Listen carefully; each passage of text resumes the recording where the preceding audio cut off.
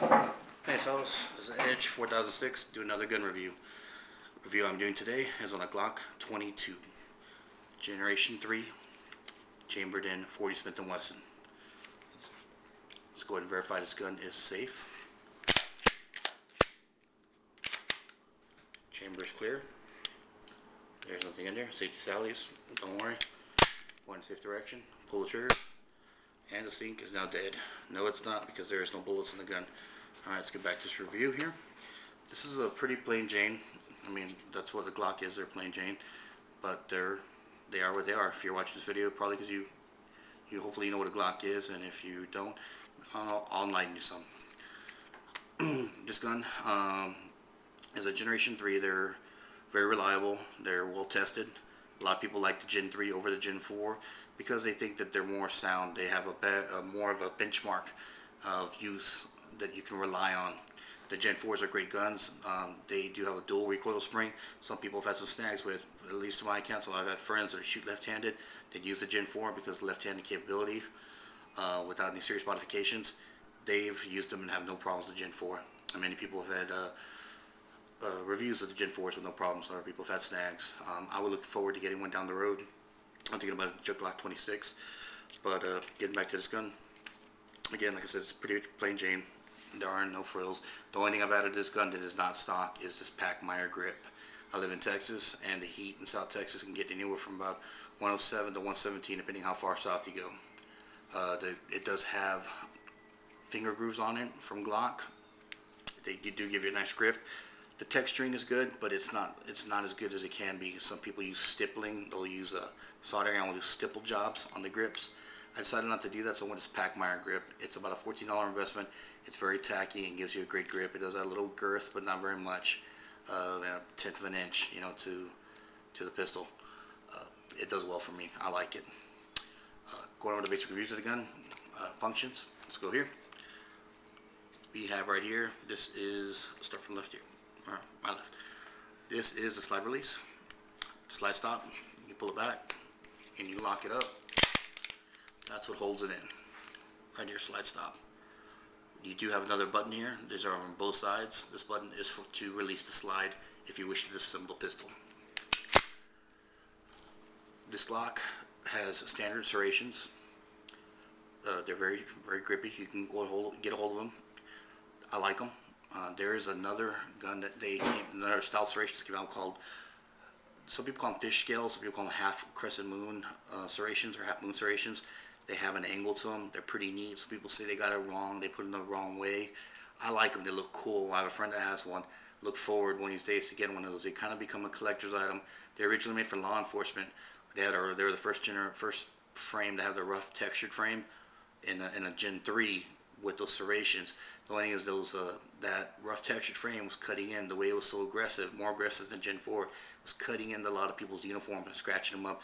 Uniforms don't come cheap, especially when you're in law enforcement and I don't know about the military, but law enforcement and other security guards and whatnot. So it kind of got cut, and they discontinued that model.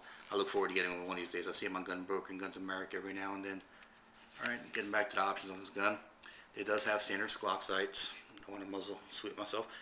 Plastic sights. Glock U style shape. It has a external extractor. The barrel is chambered again in 40 Smith & Wesson. I did notice something about this barrel. It has a marking here. It has like a proof mark, and that proof mark, it looks like a pentagon. It's a hexagon style. I did some research on that, and I found out that those proof marks determine whether you have chamber support or better chamber support. I'm paraphrasing here. Some people say a Glock bullet or a bullet in a Glock barrel tends to kind of sit a little. It's not sunk in there, counter sunk. It kind of sits there, and that's why you can kind of hear it moving around sometimes when it is chambered. That chamber support is supposed to make it a little more tighter, make it maybe a little more accurate. Even though from all accounts I know, Glocks are very accurate guns. That's what that proof mark. If there's a dot inside that hexagon, that signifies that you have better or enhanced chamber support. Again, I'm paraphrasing here. Excuse me. Leave a comment if you can add more to that. I'm not saying I know it for a fact. It's something I did some research on. You know how that goes. Depends on what you're looking at. I did not get off a forum. I did get that off some website. I can't remember where right now. Nevertheless, getting back to the controls here, you have a magazine release right here. You can do ambidextrous, but you have to do some mods to the gun. If I remember right, on a Gen 4, I think you can do ambidextrous with no problems. You just swap the part on the other side. You have grooves right here for your finger rest, if you wish to put it there. Some people do fire like that. You also have a thumb rest. You can put fire like that. Put your hand up there. I don't care to fire like that. I use more the double fisted technique. One fist over the other, and one palm over the other. You can use gloves with this gun. It is not as big as a trigger well as some of the newer pistols like F&N, SIG, and some of the other brands that are coming out now. HK have a big trigger well. They expect you to use gloves, so that's become a very common feature. You also do have a Picatinny rail here that you have. You can put all your accessories on there, standard Glock accessories and standard Picatinny rail accessories. Let's see. One thing I did want to show you that I don't see, I do have this is pretty common. I do have a plug here, so no dirty debris gets in there. I like to keep the Glock clean as I can. But I wanted to show you one thing I did see on this particular pistol. This right here, I don't hear a lot of people talk about it, or at least I don't recall anybody's videos.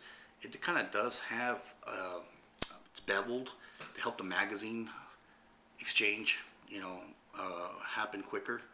I haven't heard anybody ever talk about that much, at least that I remember. I could be wrong, but that I remember. That's pretty neat, and you do feel it when you put the magazines in there. They slide right in. The Glock does have only 1-in-1 safety. People usually say it's your finger, but it does have one. It's a trigger safety. It's called a safe action trigger. This safety is pretty neat. Some people like, no safeties on their guns. I think you should at least have one, and this is proven to be a very good safety. I've seen videos where these guns have been dragged across fields and dirt roads loaded and cocked and loaded, ready to go, ready to fire, and they never did fire because nothing touched that particular scissor inside the trigger, which engages not the firing pin, but the striker in this particular pistol. Let me look at the magazines that we have here. This is a 50-round magazine, 40 original Glock magazines. 40 Smith & Wesson, 15 rounds. That's a pretty good package. That's what law enforcement mainly uses. Majority of law enforcement officers in the United States do use the Glock 22. You're starting to see them wean off of them and go off more to MP 40s now, which has become a very popular gun. I look forward to getting one down in the future, maybe in 45 or 40. It's another 15-round magazine. You do have I have hollow points. These are federal. These rounds were made for Border Patrol. They ended up at some Walmarts every now and then. They got sold to them. They're really good rounds. They're not Hydroshock, but they do bloom up pretty neat, and they get the job done. And they're like $20, where they were before the craze. Everything happened with the ammo. These were about $20 for 50 rounds of hollow points from Federal. I got PDX ones in this particular magazine, and then we have a 22-round magazine that I bought this right after the whole Gabby Gifford thing happening. Not Gabby Gifford, but Congressman Gifford. When that first shooting happened, I figured these were going to go out the door. Luckily it didn't. I was able to get 2 of them. But hopefully you'll start seeing these a little more. These have been selling for up to $150. I paid $39.95. That's what the price you'll be paying for these. Wrapping it up. I've had this gun for 2 years. It shoots very well. It does have the pig nose, as some other people described. Yankee talked about it. I never noticed it until he made his video, realistically, but it does have it. I'll leave it like that because that's the way the gun was designed. I plan to hold on to it when he says pass this down to my son. Hopefully it'll last that long. I don't see any problems in doing that. But it's a great gun. It has a 10 for finish. This gun has been dropped and hit the ground, and this finish has not come off. There's no gash in it, unlike I don't know about Cerakote, but Parkerization will scratch. You get a good gash around there, good little scratch. It's glaring. This finish is really awesome. I wish they could do this finish in 1911. I think that'd be pretty cool, at least for me. I'm a 1911 guy. Well, guys, I'm gonna wrap this up. This is my Glock 22. If you don't have one, if you haven't shot one, try one out of range. I do recommend one. Glock 40 Smith & Wesson, a little snappy for me. I'm better at shooting the 45 out of all the rounds that I shoot with. That's my most comfortable round. Some people say that's a heavier round. It is and it isn't. It's the way it shoots and the way you hold the gun and the gun itself. This 40 Smith & Wesson, it shoots fine. I hit the targets, but I don't hit as accurate as I do with a 45 ACP. Again, guys, this is Edge 4006 signing out. Fight the good fight and keep your groups tight.